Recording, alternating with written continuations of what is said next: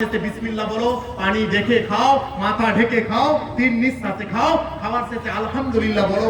এগুলো তো পানি খাওয়ার সুন্নাত। বিজ্ঞানীরা বলেন, ডাক্তারকে আপনি জিজ্ঞাসা করেছেন, যেই ডাক্তার হোক না কেন, তাকে বলবেন এইভাবে পানি খেলে কি লাভ আর দাঁড়িয়ে পানি পান করলে কি লাভ, ডাক্তার অবশ্যই বলবে দাঁড়িয়ে পানি পান করা মারাত্মক পরিমাণে শরীরের ক্ষতি।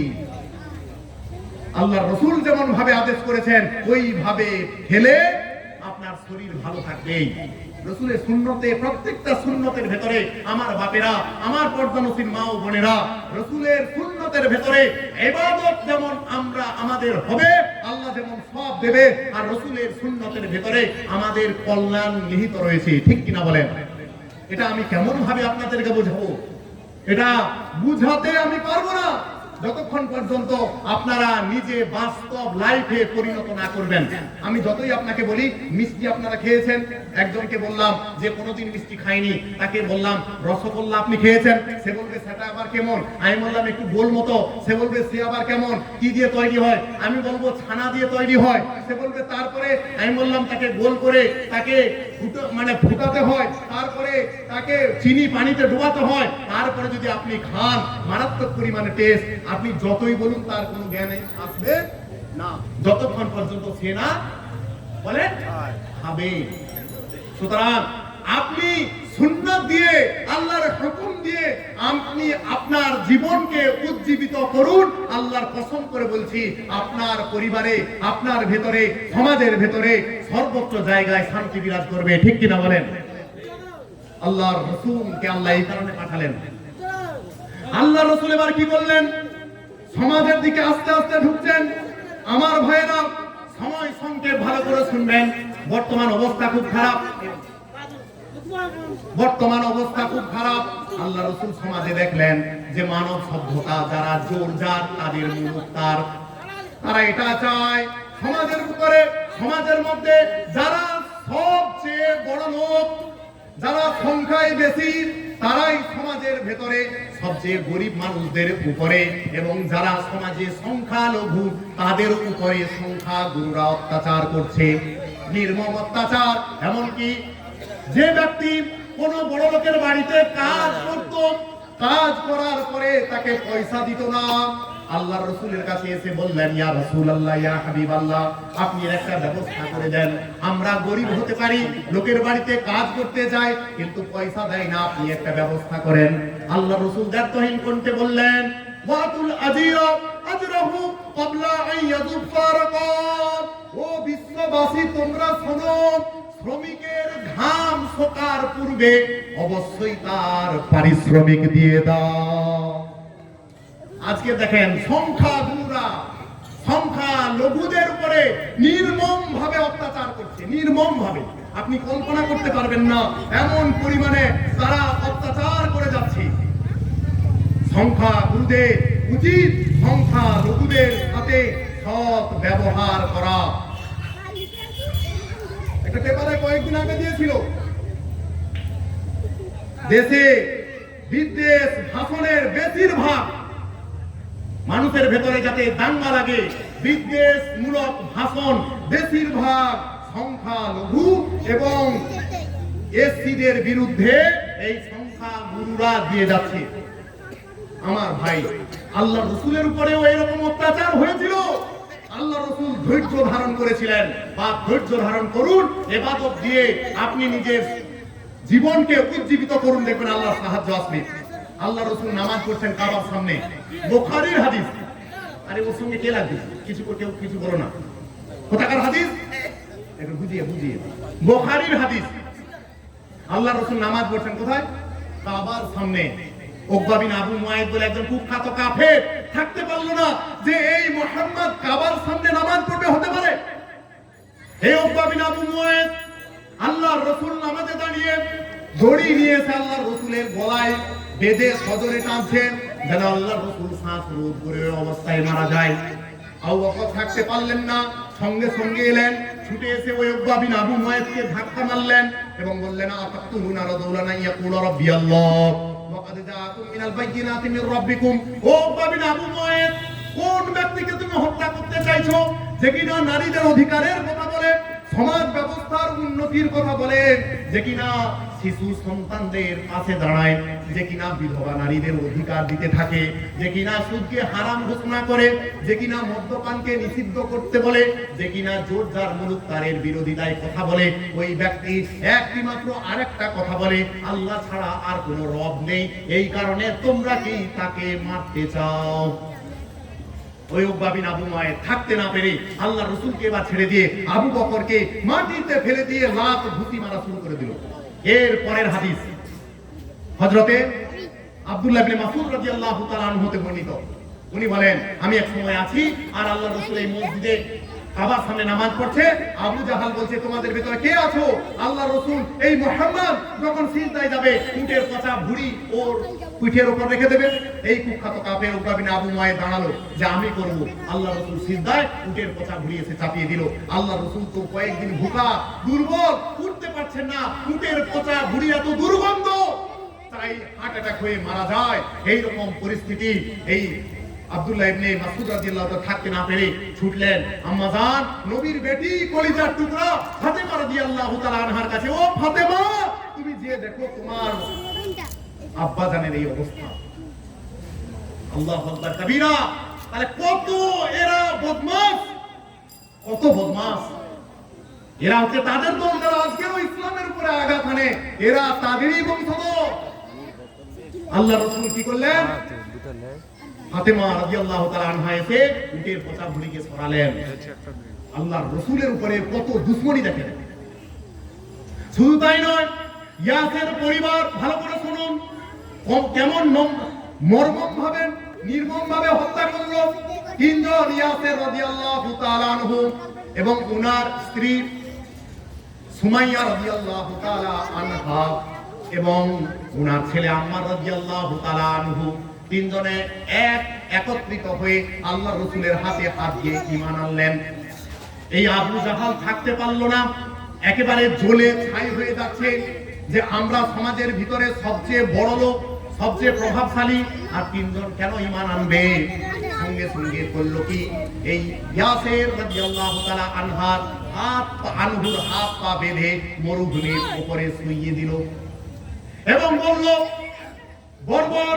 বর্বর ভাবে প্রহার করা শুরু করলো এবং কঠোর শাস্তি দেওয়া শুরু করলো এবং একবার শুধু বলল যে আল্লাহকে অস্বীকার কর, আমাদের মানাত, উজ্জা, লাত এই দেবদেবীকে মেনে নে, মুহাম্মাদের অস্বীকার কর, তাহলে তোকে আমরা ছেড়ে দেব। ইয়াসির রাদিয়াল্লাহু তাআলা আনহু সব সময় বলছে, আহাদ আহাদ, আমি আল্লাহ এক অদ্বিতীয়, তাকে ছাড়া কাউকে বিশ্বাস করি না। এই অবস্থায় শহীদ হয়ে গেলেন। এই অবস্থায় কি হয়ে গেলেন? শহীদ হয়ে গেলেন। ওটা তো হলো উনার স্ত্রী সুমাইয়া রাদিয়াল্লাহু তাআলা আনহা, পৃথিবীর প্রথম শহীদানি যিনি রমণী, তিনি হচ্ছেন সুমাইয়া রাদিয়াল্লাহু তাআলা আনহা। কি করলো? আবু জাহাল থাকতে পারলো না, তখন উনার বয়স অনেক হয়ে গেছে, মানে উনি বৃদ্ধাতে পরিণত হয়ে গেছে। আবু জাহাল কি করলো? একটা তীর নিয়ে এসে সুমাইয়া রাদিয়াল্লাহু তাআলা আনহার গুপ্তাঙ্গে ঢুকে দিল। আল্লাহু আকবার কবীরা। কোথায় ঢুকে দিল? গুপ্তাঙ্গে ঢুকে দিল। বৃদ্ধা মহিলা, বৃদ্ধা সাহাবিয়া ছটফট করতে করতে ইন্তেকাল হয়ে গেল, শহীদ হয়ে গেল। এই হচ্ছে এই কাফেরদের মুসলিমদের উপরে নির্মম অত্যাচার। এমনকি আল্লাহ রাসূলকে হত্যা করতে চাইল। আল্লাহ রাসূল কোথায় চলে গেলেন? দুঃখে ভারাক্রান্ত হয়ে সব ছেড়ে দিয়ে মদিনায় চলে গেলেন। ভালো করে শুনুন, মদিনায় যাওয়ার পরে মদিনাবাসীরা আল্লাহ রাসূলকে একবারে আপন করে নিলেন এবং আল্লাহ রাসূলকে সর্বদিক থেকে সাহায্য সহযোগিতা করলেন। আল্লাহ রাসূল অনেক মুসলিমদেরকে নিয়ে, সাহাবাদেরকে নিয়ে এবার মক্কায় এলেন। মক্কায় বিজয় হয়ে গেল। অনেক বড় ঘটনা, বলতে সময় লাগবে। মক্কা বিজয় হয়ে গেল। ওই কাফেরেরা মাথা হেট করে দাঁড়িয়ে আছে, না জানি হযরত মুহাম্মদুর রাসূলুল্লাহ সাল্লাল্লাহু আলাইহি ওয়াসাল্লাম সেই অত্যাচারের কথা স্মরণ করে আমাদের আজকের বর্ধন নিয়ে নেবে। সবাই মাথা হেট করে দাঁড়িয়ে আছে। তখন আল্লাহর রাসূল কি হয়ে গেলেন? আল্লাহর রাসূল মক্কার প্রেসিডেন্ট হয়ে গেলেন, মক্কার বাদশা। শুধু মক্কা না, মদিনার বাদশা। কত পাওয়ার! আল্লাহ রাসূল যদি ওই দিন চাইতেন, ওই রকম বড় বড় কাফের দুশমনদেরকে দাঁড়িয়ে হত্যা করতে পারতেন, কারো বিন্দু মাত্র বলার ক্ষমতা ছিল না। আল্লাহ রাসূল কি বললেন?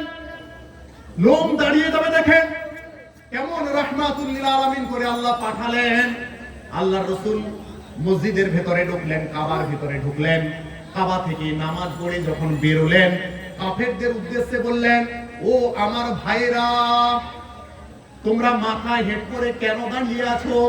তোমরা কি ভাবছো ওই অত্যাচারের কথা স্মরণ করে আমি তোমাদের উপরে দুর্ব্যবহার করি? কি কথা দেখেন, আজকের বর্তমান রাষ্ট্রপ্রধানরা এরকম কথা বলতে পারবে?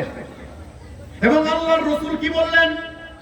আমি তোমাদেরকে ওইরূপ কথা বলবো যেরূপ কথা সাইয়েদনা, যেরূপ কথা আল্লাহর নবী, যেরূপ কথা আল্লাহর নবী ইউসুফ আলাইহিস সালাতু ওয়াস সালাম তিনার ভাইদেরকে বলেছিলেন।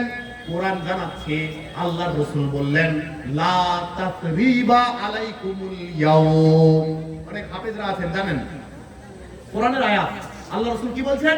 আমি তোমাদের সেই কথা স্মরণ করে দিয়ে তোমাদের শাস্তি নেওয়া তো দূরের কথা, তোমাদের তিরস্কার পর্যন্ত করব না। তাহলে রাষ্ট্র প্রধানদের কেমন হওয়া উচিত দেখেন। আজকে সংখ্যা গরিষ্ঠতা দিয়ে আপনি সংখ্যালঘুদের উপরে নির্মমভাবে রাষ্ট্র প্রধানের দ্বারা যে অত্যাচার করা হচ্ছে, আমরা এর তীব্র নিন্দা জানাই। ঠিক কিনা বলেন? তীব্র নিন্দা জানাই। আজকে আমাদের সম্পদ, আমাদের পূর্বপুরুষের সম্পদ, ওয়াকফ সম্পদ প্রায় 9.4 লক্ষ একর জায়গা, যেটার সমীক্ষায় বলছে পুরো পাকিস্তান যত বড় তার চাইতেও বড় জায়গা। আমাদের সম্পদ নির্দ্বিধায় ভাবে সংখ্যা গরিষ্ঠতা দিয়ে তারা আইন পাস করে দিল। আমার ভাই 16 তারিখে এই ওয়াকফের ব্যাপারে সুপ্রিম কোর্টে বিচারপতিদের দ্বারা শুনানি আছে। আমরা আল্লাহর কাছে দোয়া চাইব, আল্লাহ যেন আমাদের ঘরে আল্লাহ বিচার ব্যবস্থাকে এমন করে দেন, এখন সুপ্রিম কোর্টটাই হচ্ছে আমাদের মূল হাতিয়ার হবে। আমরা দোয়া চাইব যেন আমাদের ঘরে আল্লাহ আইন তৈরি করেন। বলেন আমিন। তো আমার ভাই, কেন তারা 2014 থেকে ক্ষমতায় এসছে?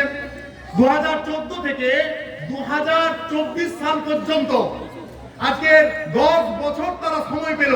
ওয়াকফের ব্যাপারে একবারেও তারা আন্দোলন এবং সংখ্যা গরিষ্ঠতা দিয়ে তারা একবারও বিল পাস করার সাহস পেল না। কেন? ভালো করে শুনুন, কেন পেল না? তারা জানে আমরা তো উন্নয়নমূলক কাজ থেকে অনেক পিছিয়ে। সুতরাং হিন্দু মুসলমানের ভেতরে যদি আমরা দাঙ্গা লাগাতে পারি বিভিন্ন ইস্যু দিয়ে, তাহলেই আমরা ভোটে ইলেকশনে আমরা জয়লাভ করব। এটাই মূল টার্গেট। এর বিগত ইলেকশনে বাবরি মসজিদটা মূল টার্গেট ছিল। বাবরি মসজিদকে অনৈতিকভাবে আমাদের মসজিদ তাকে দখল করলো রাম মন্দিরের তৈরি করার জন্য, সেটা মূল হাতিয়ার করে ইলেকশন জিতে নিল হিন্দুদেরকে এক করে। এখন তো আর কোনো রাস্তা নেই, একটু ধ্যানের সাথে শুনবেন। এখন আর কোনো রাস্তা নেই। এমনকি আপনি যদি ভালো করে লক্ষ্য করেন, বাবরি মসজিদটাও আমাদের সম্পদ। এটা এর ব্যাপারেও আইন প্রণয়ন করা হয়েছিল কত সালে? স্বাধীনতার আগে 1945 সালে। ইতিহাস পড়ুন, 1945 সালে দেশ স্বাধীনতার আগে তখন সমস্ত বড় বড় গান্ধী থেকে শুরু করে, জওহরলাল নেহেরু থেকে শুরু করে, আবুল কালাম আজাদ থেকে শুরু করে সমস্ত বড় বড় লিডাররা বসে, এমনকি ওলামাদেরকে নিয়ে, কাসেম নানুতুবি রহমাতুল্লাহ আলাইহি বড় বড় ওলামাদেরকে নিয়ে একটা বৈঠক করে লেখালেখি হলো এবং তার উপরে সবাই দস্তরখার করলো, মানে সিগনেচার করলো। কি সেটা ছিল? সেটা ছিল ভারতবর্ষ স্বাধীনতার পরে যেখানে যেটা আছে ধর্মীয় যে প্রতিষ্ঠান বা মসজিদ, মাদ্রাসা, খানকা, গির্জা বা মন্দির সুরক্ষিতভাবে থাকবে। এখনো সেটা আছে। তারপরেও তারা সংখ্যা গরিষ্ঠতা দিয়ে কোনো আইনকে তোয়াক্কা না করে তারা আইন পাস করলো, জুলুম করলো। মুসলমানদের সম্পদ হারাম ভাবে খাওয়ার জন্য জন্য তারা উঠে পড়ে লেগেছে। ঠিক কিনা বলেন? ঠিক বলতে হবে এত আস্তে? আপনাদের কি রক্ত গরম হয় না? ঠিক কিনা বলেন? এমন পরিমাণে তারা উঠে পড়ে লেগেছে। আজকে দেখেন সম্বলের মসজিদ, তাকে পর্যন্ত আবার গ্রাস করার জন্য উঠে পড়ে লেগেছে। আমার ভাই, এখনো সময় আছে। আমরা যদি এক না হই, বিপদ থেকে বিপদ আমাদের সামনে আসবে। ওরা ডাক দেয় এক হও, আর আমরা ডাক দেয় বিচ্ছিন্ন হও। চা খাইয়ে দিলে ইমান পরিবর্তন হয়ে যায়। নাউযুবিল্লাহি মিন যালিক। মুসলমান তুই বাঘের সন্তান। আমরা সংখ্যায় এত থাকার পরেও আজকে পৃথিবীর মধ্যে সবচেয়ে লাঞ্ছিত। আজকে ফিলিস্তিনের মুসলমানদেরকে কচুকাটা করলো, আর পুরো রাষ্ট্রসংঘ হাতে চুরি করে থাকলো। হাই রে রাষ্ট্রসংঘ, তোদের এত ক্ষমতা, শক্তিধর দেশগুলোকে নিয়ে এই ইসরায়েলকে কি দমন করতে পারা গেল না? সামান্য কয়েকজন ইহুদি ইসরায়েল, দেখেন ভালো করে শুনুন, বক্তা এসেছেন, কয়েকটা মূল পয়েন্ট বলে আমি ছেড়ে দেবো। বিরক্ত হচ্ছেন বাপ? এটা জানতে হবে। ইসরায়েল 1945 সালের আগে ইসরায়েল বলে পৃথিবীতে কোনো দেশ ছিল না। ইহুদিদের, ইসরায়েলদের দেশ পৃথিবীতে কোনোই ছিল না। হিটলার যখন শাসন পরিচালনা করছিলেন, ইহুদিরা এত বর্বর ছিল, এত দাঙ্গা ফাতনা ফাসাদ করত। হিটলার কি করলো? একসঙ্গে 60 লক্ষ ইহুদিকে একবারে হত্যা করে দিল এবং বলেছিলেন এই ইহুদিদেরকে যারা স্থান দেবে তারা ক্ষতিগ্রস্ত হবে। মুসলমানরা দয়ার সাগর। ফিলিস্তিনের মুসলমানরা কোন দেশ তাদেরকে স্থান দিল না। ফিলিস্তিনের মুসলমানরা তাদেরকে জায়গা দিল। হ্যাঁ, তোমরা এসো, আমাদের এখানে থাকো। কেন যাযাবর হয়ে, রিফিউজি হয়ে এদিক ওদিক ঘোরাফেরা করছো? আমাদের এখানে থাকো, খাও দাও করো, জায়গা দিচ্ছি, সম্পদ দিচ্ছি, সব ভোগ করো। আজকে সেই ইসরায়েলেরা, সেই ইহুদিরা আজকে ফিলিস্তিনের মুসলমানদেরকে তাদের ঘরবাড়ি নিয়ে নিচ্ছে, তাদের জায়গা সম্পদ নিয়ে নিচ্ছে। আর তারা বিরোধী, তারা প্রতিবাদ করবে না। আর তারা প্রতিবাদ করলে পুরো রাষ্ট্রসংঘ, বড় বড় শক্তিধর দেশগুলোকে এক করে ইহুদিদের পূর্ণ সাপোর্ট করছে আমেরিকা। ডোনাল্ড ট্রাম্প পরিষ্কার ভাবে বলছে আমি ইসরায়েলের পক্ষে। আরে তুমি কি বলতে চাও? পৃথিবী থেকে কি মুসলমানদেরকে একেবারে মুছে দিতে চাও? ডোনাল্ড ট্রাম্প সে আমেরিকার কথা ছেড়ে দেন, আমাদের বর্তমান ভারতবর্ষের অবস্থাও বড় ভয়ঙ্কর। রাজ্যসভায় যোগী আদিত্যনাথ পরিষ্কার ভাবে বলছে, সে ভিডিওটা আমার কাছে আছে, যে আমি ইসরায়েলদেরকে মজবুত করার জন্য, ফিলিস্তিনের মুসলমানদেরকে, গাজাকে শেষ করে দেওয়ার জন্য, হত্যা করার জন্য 5000-এর বেশি আমি নওজওয়ানদেরকে পাঠিয়েছি। তোমার বলতে দ্বিধা নেই? তুমি কি মুসলমানদের বিরুদ্ধে যুদ্ধ ঘোষণা করছো? আজকে এলাহাবাদের বিচারপতি সে বলে মুসলমানরা কাঠমোল্লা, এরা দেশের সবচেয়ে বড় শত্রু। হাই রে নাউযুবিল্লাহ, এতে কারা বিচারপতি করে? আজকে আমাদের বর্তমান এখানকারও সাংসদ, তিনি পর্যন্ত নানা রকম ভাবে, দেখেন কোন রাজনৈতিক নেতাদের ক্যারেক্টার সত্যি ঠিক নেই।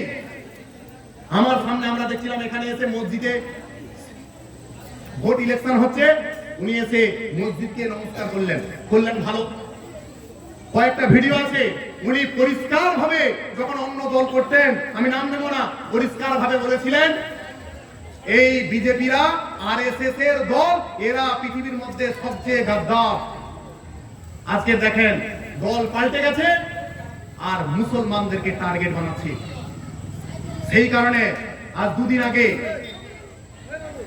পাকিস্তানের গ্র্যান্ড মুফতি, নাম জানেন, তাকি উসমানী রহমতুল্লাহ আলাইহি, গোটা বিশ্বের যদি বিখ্যাত কয়েকজন হাতে গোনা আলেম থাকেন, উনি তার ভিতরে একজন টপ র্যাঙ্কের আলেম।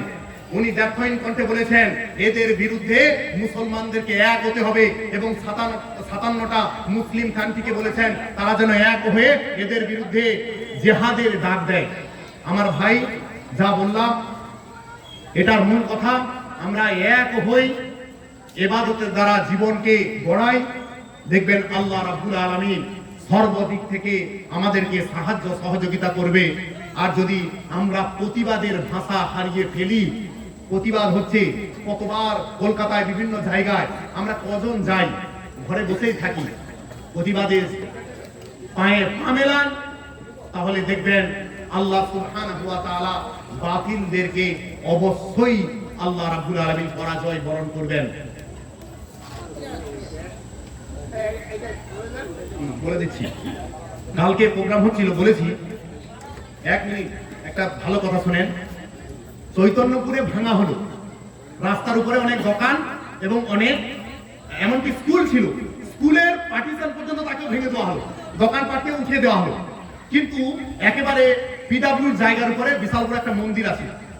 2 দিন আগে যখন সব ভাঙা হচ্ছে, মন্দিরের চারপাশে পতাকা দিয়ে দিল আর রামচন্দ্রের বিশাল বড় ফেস্টুন দিয়ে দিল যাতে ভাঙা না হয়। কালকে যখন আমি স্কুলে যাই, দেখলাম যে পতাকাগুলো তুলে নেওয়া হলো এবং তারা পোস্টার বিভিন্ন লিখিতভাবে তারা লিখে দিয়েছে যে ধর্মীয় উপাসনালয় হচ্ছে এটা আমাদের হিন্দুদের উপাসনালয়, একে আঘাত করা মানে সংবিধানকে আঘাত করা হচ্ছে, এটা আমার ভাবাবেগে আঘাত করছে। আমি জলসা হলদিয়াতে ছিল, আমি বললাম সত্যিকারের আমরা মুসলিমরাও এক হয়ে হলদিয়ার সবাইকে বলছি ওই মন্দিরকে রক্ষা করার জন্য হিন্দুদের সঙ্গে সাথ দিয়ে অবশ্যই তাদের এই কথাটা সঠিক, আমরা এক হয়ে সরকারের কাছে আমরা অ্যাপ্লিকেশন দিই, প্রশাসনের কাছে অ্যাপ্লিকেশন দিই ওই মন্দির যেন রক্ষা হয়। আশেপাশে প্রচুর হিন্দু ভাই ছিল। তারপরে আমি বললাম, বলছি, তারপরে আমি যেটা বললাম সবাই শুনলো, আমি বললাম অনুরূপভাবে আমরাও ব্যথিত যখন আমাদের মসজিদ মাদ্রাসাগুলোকে ভাঙা হচ্ছে। হিন্দু ভাইদের সমস্ত ধর্মের মানুষদের কাছে শান্তির বার্তা দিতে চাই, তারাও এক হয়ে এগুলো রক্ষা করুন। ঠিক কিনা বলেন? তবেই তো ভারতবর্ষ ঠিক থাকবে। একাপক্ষে বিচার করলে তো ভারতবর্ষ ধ্বংস হয়ে যাবে। আমার ভাই, আমরা শান্তির বার্তা দিতে চাই। হিন্দু মুসলমান ওরা এক বৃন্তে দুই কুসুম, হিন্দু মুসলমান, মুসলিম তার নয়নমণি, হিন্দু তাহার প্রাণ। এটাই হচ্ছে আমাদের ভারতবর্ষ। এই জাতিকে রক্ষা করতে হবে, ভারতবর্ষের সম্পর্কে রক্ষা করতে হবে। হিন্দু মুসলমান এক হয়ে যদি আমরা পায়ে পা না মিলে যদি না আমরা এই রক্ষা না করতে পারি, অদূর ভবিষ্যতে সব ধ্বংস হয়ে যাবে। আল্লাহ আমাদেরকে শোনা বলার থেকে বেশি বেশি আমল করার তৌফিক দান করুক। ওয়া আখির দাওয়ানা আলহামদুলিল্লাহি রাব্বিল আলামিন।